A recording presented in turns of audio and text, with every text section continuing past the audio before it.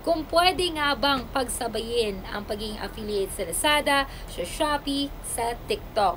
So, ang kasagutan guys ay maririnig nyo sa akin. Kaway-kaway sa mga nanay na gustong kumita kahit nasa bahay.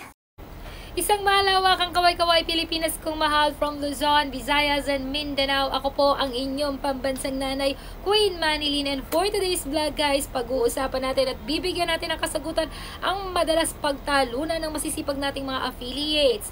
Kung pwede nga bang pagsabayin ang pagiging affiliate sa Lazada, sa Shopee, sa TikTok.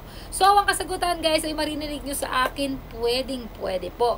Wala silang exclusively na requirements, kaya maaari kang mag-promote ng products mula sa lahat ng platform na ito at kumita ng komisyon mula sa bawat isa. So, ang mga dapat mong tandaan ay kapag Shopee Affiliates Program, pwede kang mag-promote ng Shopee product using your affiliate links. Pangalawa, kikita ka ng komisyon kapag may bumili gamit ang iyong link.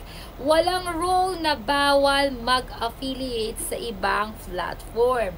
And sa Lazada Affiliates naman po, ang dapat nating tandaan ay pareho lang naman sila, guys. Okay? Pareho rin ang sistema. May sariling affiliates dashboard, gaya ng Involve Asia o Lazada Affiliates program mismo.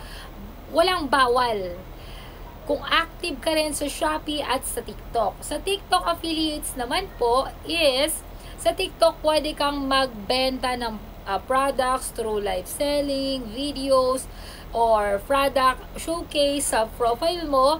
Pwede mong i-mix and match ang Shopee at Lazada link sa bio o sa ibang social media platform mo outside TikTok apps. Ayan. Sana po nasagot ang inyong mga katanungan. And kung meron po kayong mga katanungan pa, karagdagang mga katanungan na mabibigyan natin ng kasagutan sa abot ng ating makakaya, is i-comment nyo lang po. Ako din po bilang nanay at bilang isang affiliates at gustong kumita sa bahay, pinag-aaralan yan. Walang late. Okay? Walang late, walang huli. Lahat, tandaan nyo to mga nanay ha. Huwag kayo madi-discourage na late na, matanda ka na, huli ka na sa trending. Lahat na pag-aaralan. At dapat paglaanan ng oras, dapat pinagtsatsagaan para magtagumpay tayo. At samahan yan ng dasal. Hanggang sa muli po, ako po ang inyong pambansang nanay, Queen Manilyn. At nawa po ay meron akong naitulong sa inyo at dagdag kaalaman. God bless everyone, at huwag niyo pong kalimutang mag-subscribe, mag-follow guys, para sa more. Huwag niyo pong kalimutang mag-subscribe. Kung hindi pa po kayo nakakapag-subscribe, ay huwag niyo pong kalimutang. Kung hindi pa po kayo nakakapag-subscribe, inaanyayahan ko po kayong mag-follow, mag-subscribe po sa ating YouTube channel, mapa TikTok, Instagram, social,